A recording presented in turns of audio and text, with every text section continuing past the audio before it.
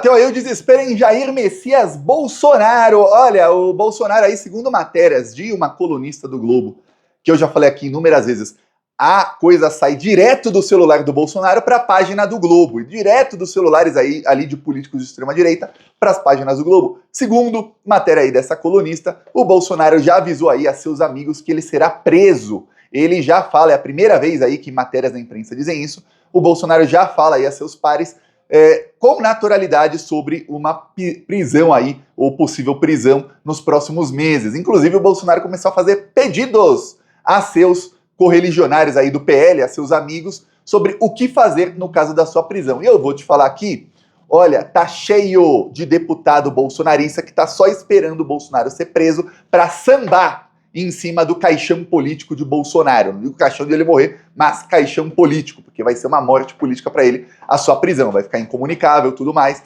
Alguns, obviamente, vão usar a imagem do Bolsonaro para falar lá, olha, Bolsonaro livre, ou sei lá que tipo de campanha que vão inventar quando ele for preso, e para ganhar seguidores. Mas a maioria vai abandonar Jair Messias Bolsonaro. Vamos perceber ali que, ó, melhor sem ele. Inclusive, alguns aí, o Bolsonaro já sabe quem são.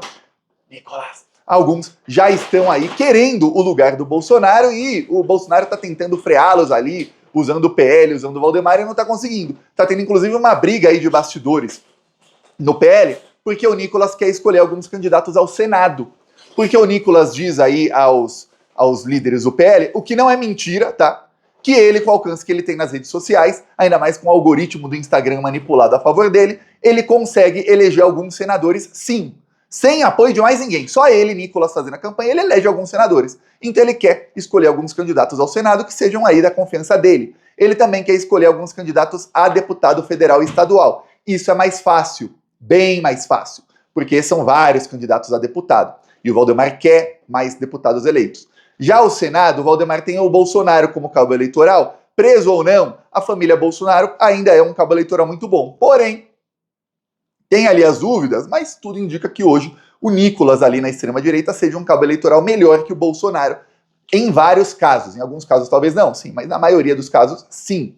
Isso tá irritando muito a família Bolsonaro. Talvez por isso que vazou aí há cerca de 2 semanas que o primo do Nicolás foi preso por tráfico de drogas. Lembrando que o jornalista, o Diego Feijó de Abreu, que fez o vazamento, ele disse, olha, quem me passou esse vazamento foi alguém filiado ao PL, não posso dizer quem, mas é gente do PL, tá? E de onde veio esse, virão mais contra o Nicolás. Depois do vazamento de que o Nicolás foi preso ali, o Pedro Rousseff, meu amigo vereador de Belo Horizonte, ele disse numa entrevista à revista Fórum, ele revelou o seguinte, olha, o Nicolás nasceu numa comunidade lá em Belo Horizonte, e essa comunidade, coincidência ou não, depois que o Nicolás assumiu ali a Câmara dos Deputados e se tornou deputado, essa virou a única comunidade em que tem traficante evangélico no Brasil. No Brasil não, em Minas Gerais. Tem no Rio de Janeiro muito, chamam lá Complexo de Israel, que são os evangélicos, que até colocaram lá um crucifixo, lá, não é crucifixo, a estrela de Davi,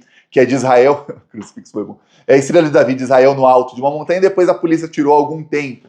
Esses são traficantes evangélicos que usam ali a igreja para lavar o dinheiro do tráfico.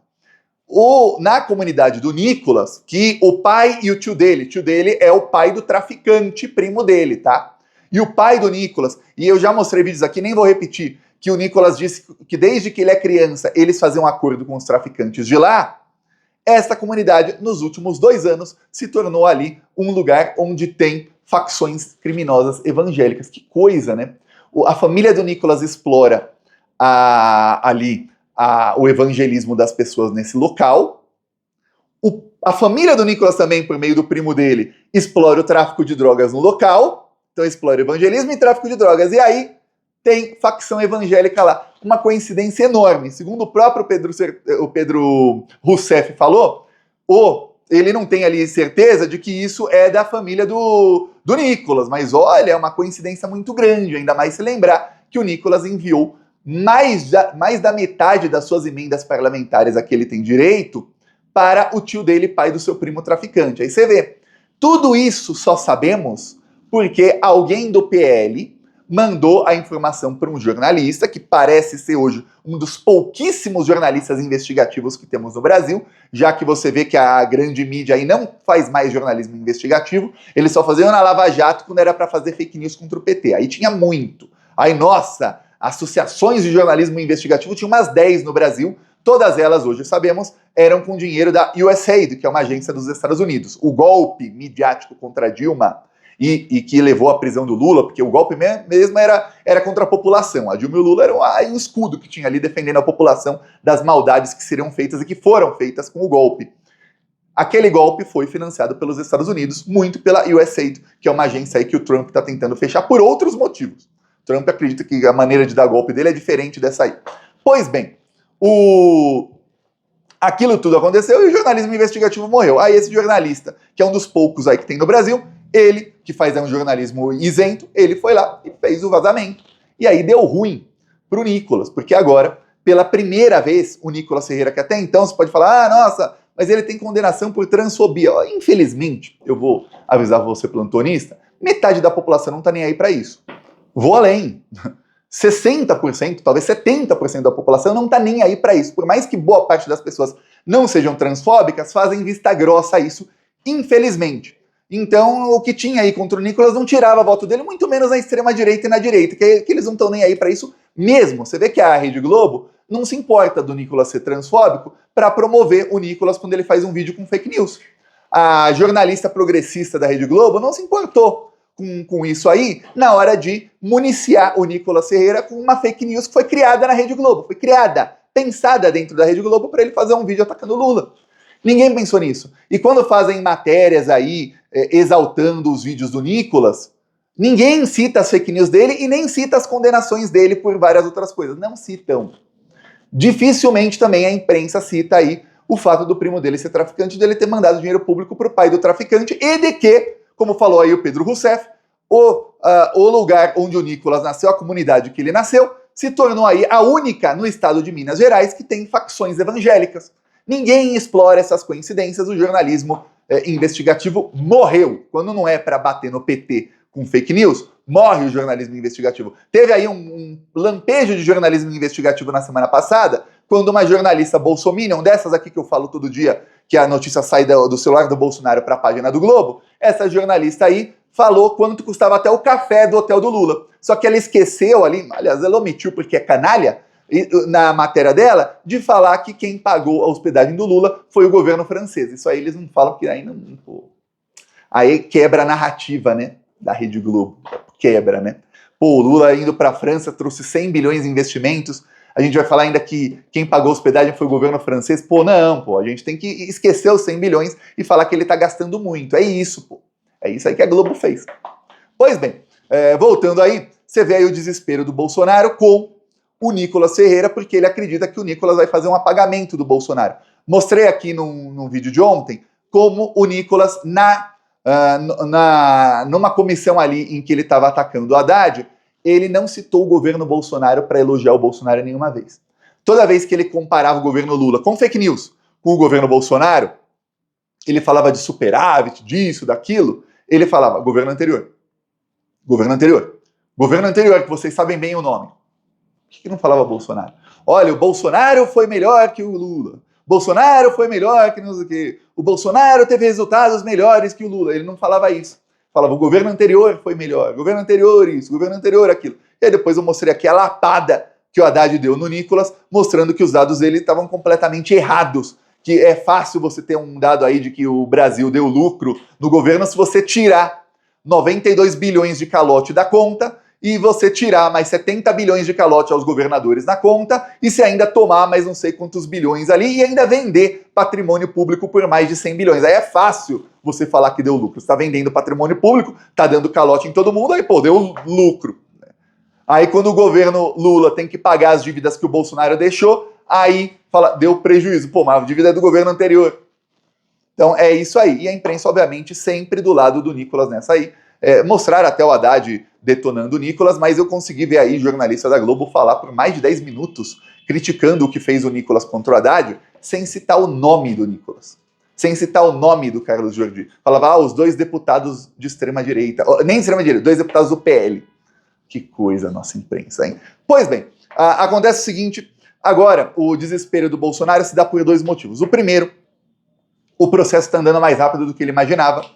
As defesas têm aí prazo para pedir diligências. Diligências, se você não sabe, é pedir imagens de câmeras, pedir ali alguma operação de busca que seja necessária e tudo mais. Obviamente, as diligências têm que ser autorizadas pelo Alexandre de Moraes. Então tem 5 dias úteis de prazo, ou seja, vai até semana que vem. Acabado isso, serão feitas as diligências, mas também já chegamos perto do recesso do judiciário. Aí as diligências demoram um pouquinho. Depois disso, diligências feitas, entra na fase de alegações finais. 10 dias para as defesas darem aí as alegações finais. Úteis, né? Ou seja, são 2 semanas. Se tiver feriado, 2 semanas e um pouquinho mais. Tá. Depois disso, já libera para julgamento. Então, em agosto aí, mais tardar comecinho de setembro, Bolsonaro será julgado e condenado. O depoimento dele teve aí primeiro o baque de que ele falou ali pediu para Alexandre de Moraes ser vice dele, pediu desculpa, xingou os próprios apoiadores de malucos. Aquilo já foi um baque ali para o Bolsonaro. Viu ali que pegou mal. O Eduardo Bolsonaro tentou explicar. Alguns bolsonaristas, obviamente, é gado, saiba, plantonista. Estamos falando de gado. Então muitos bolsonaristas falam, eu entendi a piada do Bolsonaro, eu entendi o que ele fez, não entendeu nada. Deve ter ficado com carinho de bunda e não entendeu foi nada.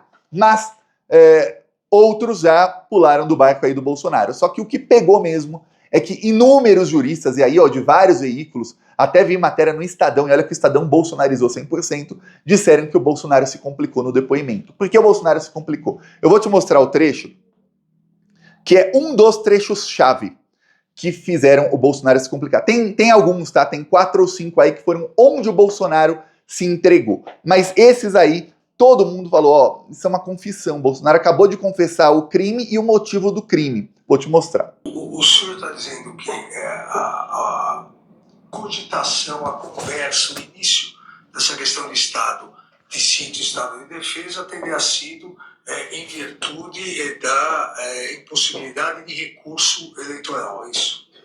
Sim, senhor. Essa é a minha... A cara do Alexandre, no fim, ele olha assim pro procurador, com uma cara assim de... O cara se ferrou nessa aí.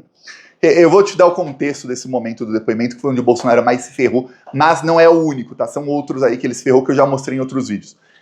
O Alexandre de Moraes estava perguntando, o Bolsonaro disse, eu estudei lá essa defesa de sítio, mas foi só uma cogitação, tal, não fiz nada demais.